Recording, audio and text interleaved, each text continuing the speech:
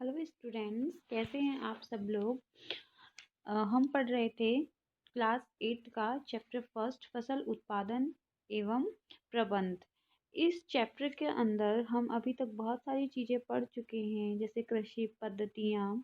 इसके अलावा हमने जो आधारिक फसल पद्धतियाँ हैं उसके वो हमने पढ़ी हैं। इसके अंदर हमने मिट्टी को तैयार करना, बुआई, दो चीज़ों के बारे में अपन पढ़ चुके हैं। इसके अलावा हमने कृषि औजारों के बारे में पढ़ा, इनकी बनावट को गहराई से समझने की कोशिश करी। आज का जो हमारा टॉपिक होगा वो होगा खाद एवं उर्वरक मिलाना।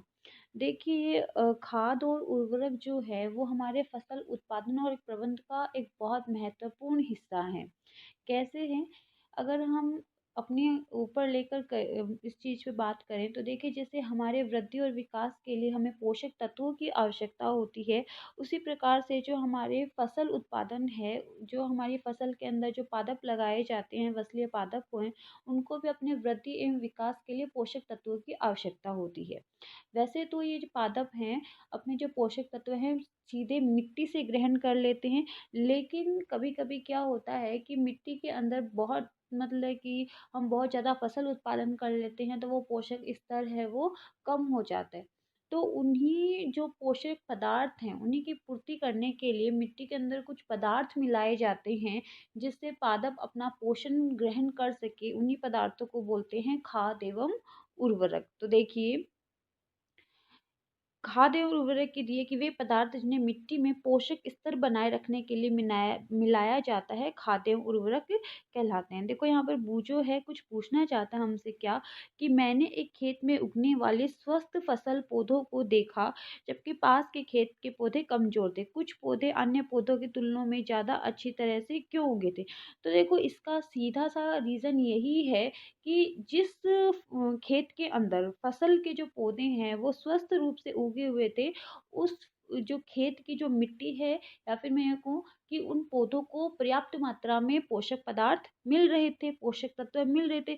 जबकि जो पास का खेत है जिसके अंदर पौधे कमजोर दिखाई दे रहे थे, वो उनकी कमजोरी कमजोरी का जो कारण था वो था कि उन पौधों को पर्याप्त मात्रा में पोषक तत्व नहीं मिल पा रहे थे। अब देखिए, इसके अंदर अगर अपन पोषक तत्वों की बात करें तो कई अगर अपन जैसे मान लो किसी खेत में अपन ने फसल उगाई है, ठीक है, अपन बहुत लगातार फसल का उत्पादन करते हैं तो धीरे धीरे वो फसलीय पौधा जो है मिट्टी से सारे पोषक तत्व ले लेते हैं, और एक टाइम बाद में ऐसा आता है, एक समय ऐसा आता है जब मिट्टी के अंदर पोषक तत्वों की कमी हो जाती है। तो इस ये जो समस्या है इससे उभरने के लिए एक तरीका तो हम ये अपना सकते हैं कि हम कुछ सालों तक उस खेत के ऊपर फसल लगाए ही ना। तो क्या होगा कि उस जो खेत है, खाली खेत है, उसके अंदर जो भी पादप लगते हैं छोटे छोटे, ठीक है, जो भी मतलब कि जीव जंतुओं के अपशिष्ट पदार्थ हैं, पादप हैं, उनका जो जीवाणु है, छोटे सूक्ष्म जीव हैं, वो अपघटन कर देंगे। अपघटन करके उस मिट्टी के अंदर धीरे धीरे वापस पोषक तत्वों का स्तर बढ़ा देंगे। एक तरीका तो ये है, लेकिन ये तरीका हम उपयोग में नहीं ले सकते। क्यों नहीं ले सकते? क्योंकि जैसे कि अपने ही ऊपर अगर अपन देखें अपने आसपास में, तो हमने कभी ऐसा नहीं देखा कि हमारे जो की खेत है 2-3 साल तक तो मतलब कि फसल उत्पादन कर रहे हैं, फिर 2-3 साल उसको वापस छोड़ देने, ऐसा नहीं कर सकते, क्योंकि ये आर्थिक रूप से हमारे लिए क्या है, हानिकारक है। अगर हम 2-3 साल तक खेत के में फसल नहीं लगाएंगे तो हमें मतलब कि उससे आर्थिक हानि हो जाएगी, तो ऐसा हम नहीं कर सकते। फिर इसके अलावा हमारे पास एक और तरीका है। एक और तरीका ये है कि हम मिश्रित कृषि करें।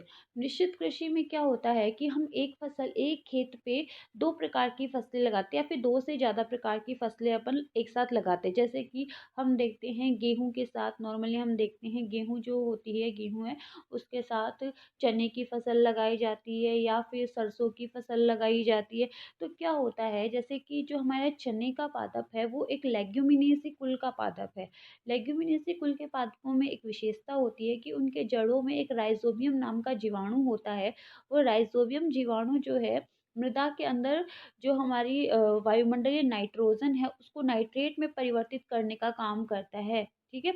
तो इस तरीके से क्या होता है कि वो हमारे मिट्टी के अंदर पोषक तत्वों को पुनः वापस लाने का प्रयास करते हैं, ठीक, तो एक तो तरीका ये होता है, या फिर देखिए एक तरीका हमारे पास ये होता है कि ये हमारा कोई खेत है, इसके हम 2 पोर्शन कर दें। एक बार इधर गेहूँ इधर है, एक बार हम गेहूँ की खेती करें और यहाँ पर हम चने की खेती करें। ठीक है, तो यहाँ की क्या हो जाएगी, यहाँ पर हमने चना लगाया है, तो जो हमारा राइज़ोबियम बैक्टीरिया है, जीवाणु है, वो इसको में पोषक स्तर बढ़ा देगा। अगली साल हम क्या करेंगे, जब अगला सीज़न आएगा, तब हम क्या करेंगे, यहाँ पर तो हम चने को अपन इस क्षेत्र में लगाएँगे और गेहूँ को हम इस क्षेत्र में, यानी कि एकांतर क्रम में हम फसल उत्पादन करेंगे। तो इससे क्या होगा कि मिट्टी के अंदर है वो पोषक स्तर बना रहेगा, जो कि अपन यूज़, लेकिन ये भी ज़्यादा मतलब कि इसी के बे यही एक प्रॉपर तरीका नहीं है कि अपन इसी का मतलब कि इसी विधि को उपयोग में लेकर और अपने मिट्टी के अंदर पोषक स्तर को बनाए रखेंगे, नहीं ये सफिशिएंट नहीं, क्योंकि जितना बन रहा है उतना यूज़ में भी लिया जा रहा है। तो फिर ये जो हमारी समस्या है कि मिट्टी के अंदर पोषक स्तर को कैसे बनाएँ, तो इससे हम कैसे उभर के आएँ? तो इस समस्या के लिए ही यूज़ में लिए जाते हैं खाद और उर्वरक। तो देखिए सबसे पहले अपन बात करेंगे खाद की। खाद क्या होती है? खाद जो है वो एक कार्बनिक पदार्थ होता है, जैविक पदार्थ होता है, जो हमें पौधों और जंतुओं के अपशिष्ट से पदार्थ होती है। यानी कि जो भी हमारे पौधे के सूखी लकड़ियाँ हैं, टहनियाँ हैं, पत्ते हैं, ठीक है? सूखे पार्ट हैं या फिर मृत भाग हैं पौधे के, इसके अलावा जंतु के जो अपशिष्ट हैं, जैसे कि गोबर है, इन सब से खाद तैयार की जाती है। इसमें क्या करते हैं कि किसान जो है पादप एवं जंतु अपशिष्ट को एक गड्ढे में डालते जाते हैं और इसका जो है गड्ढे में डालते तो इसका जो अपघटन है, ये जो अपशिष्ट पदार्थ है, धीरे धीरे सूक्ष्म जीवाणु जो है इन अपशिष्ट पदार्थों का अपघटन करने लग जाते हैं। ठीक है, और इसी अपघटित पदार्थ को फिर बाद में हम खाद के रूप में उपयोग में ले लेते हैं। इसके अलावा देखो खाद के लिए अपन ने आपने ये जो वर्मी कंपोस्टिंग भी पढ़ा है, उसके ये जो खाद है कंपोस्टिंग है जो भी अपन ने पढ़ा कि खड्डे के अंदर डालना। इसी के अलावा एक दूसरा नाम वर्मी कंपोस्टिंग होता है, उसके अंदर हम जो केचुए होते हैं अपशिष्ट पदार्थों में केचुए डाल देते हैं। केचुए उनका अपघटन का काम करते हैं। ठीक, तो ये होता है। तो अगर अपन खाद की बात करें तो खाद जो है वो प्रॉपर तरीके से क्या होती है, कार्बनिक पदार्थों से बनी हुई होती है और हमारी खेती के लिए बहुत ही लाभदायक होती है। नेक्स्ट देखिए अपन बात करते हैं उर्वरकों की। उर्वरक की बात अगर अपन करें तो उर्वरक जो हैं वो रासायनिक पदार्थ होते हैं। इन्हें प्रयोगशाला के अंदर रसायनों से मिलकर बनाया जाता है। ये अकार्बनिक पदार्थ होते हैं। ठीक, जैसे कि अगर अपन उर्वरकों के उदाहरण देखें तो urea, ammonia, sulphate, ammonium sulphate, super phosphate, potash, NPK, ठीक है, सीएन। तो ये सारे क्या होते हैं, ये सभी जो तत्व हैं वो रसायन होते हैं, अकार्बनिक रसायन होते हैं जिन्हें प्रयोगशाला में तैयार किया जाता है। तो वैसे तो उर्वरक हैं, मतलब कि आसानी से सरलता से हमें मिल जाते हैं, परिवहन में भी मतलब कि आसान होते हैं, इनको अपन आसानी से स्टोर भी करके रख सकते हैं। लेकिन अगर इनके उपयोग की बात करें तो ये एक टाइम बाद में जो उर्वरक हैं, अगर हम इनका उपयोग ज़्यादा दिनों तक करते हैं तो ये हमारे मृदा को प्रदूषित करने लग जाते हैं। वहीं अगर अपन खाद की बात करें तो खाद है वो प्रॉपर तरीके से सेफ है, सुरक्षित है, वो ना तो हम किसी भी प्रकार से हमारी मृदा को प्रदूषित करता है, ना ही हमारे वातावरण को प्रदूषित करता है। लेकिन उर्वरक है उनका अगर अपन ज़्यादा उपयोग लेंगे तो वो एक टाइम बाद में मृदा को प्रदूषित करने लग जाएँगे। तो उर्वरक और खाद में अगर बेस्ट हम चुनें तो कौन होती है? खाद होती है, पर्यावरण सुरक्षा की दृष्टि से। ठीक है? इसके अलावा देखो इसमें लिखा है कि उर्वरकों के उपयोग से किसानों को गेहूँ, धान तथा मक्का जैसी फसलों की अच्छी उपज प्राप्त करने में सहायता मिलती है। परंतु उर्वरकों के अधिक उपयोग से मिट्टी की उर्वरता में कमी आती है। वही कहा ना मैंने कि क्योंकि उर्वरता में कमी क्यों आएगी? क्योंकि वो किससे मिलकर बनी है? अकार्बनिक रसायनों से मिलकर बनी है और अकार्बनिक रसायन जो मिट्टी की उर्वरता क्या होती है? पादप लगाने की क्षमता, उसको कम करती है। इसके साथ ही जल प्रदूषण का स्रोत बन गए कि देखिए अब हम बात करें जैसे ये हमारी मृदा है, यहाँ पर हमने क्या डाली है, उर्वरक डाली है, पानी देंगे अपन इसके अंदर, यहाँ पर पानी देंगे तो पानी के साथ ये जो उर्वरक है ये कहाँ चले जाएंगे, मिट्टी में चले जाएंगे। अब ये देखिए जमीन के अंदर ये हमारा क्या है, जल स्तर है, क्या है ये हमारा जल स्तर है।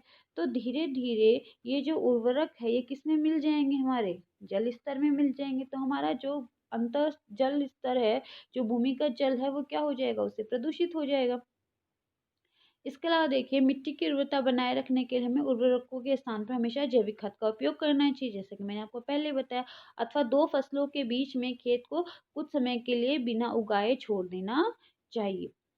खाद के उपयोग से मिट्टी के गठन एवं जल अवशोषण क्षमता में भी वृद्धि होती है। देखो, खाद जो है वो हमारे प्रदूषण को तो सेफ रखती मतलब कि सॉरी, जो हमारा पर्यावरण है उसको तो सुरक्षित रखती है। इसके साथ ही जो हमारे मिट्टी की जो जल ग्रहण करने की, अवशोषण करने की क्षमता है उसको भी बढ़ाती है।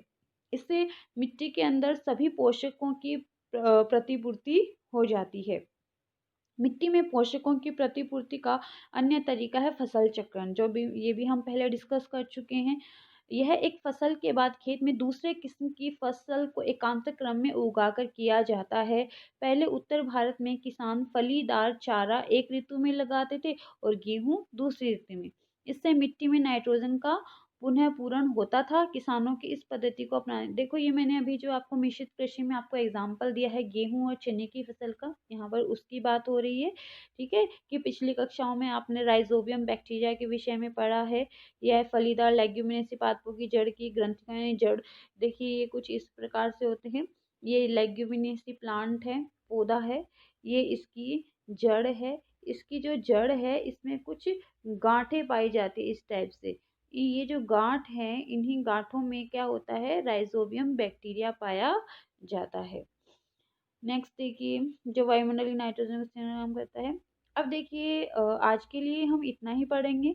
कल हमारा जो टॉपिक होगा वो यही होगा, खाद और उर्वरक। खाद और उर्वरक में हम अंतर पढ़ेंगे। इसके अलावा हम सिंचाई वाला टॉपिक भी देखेंगे।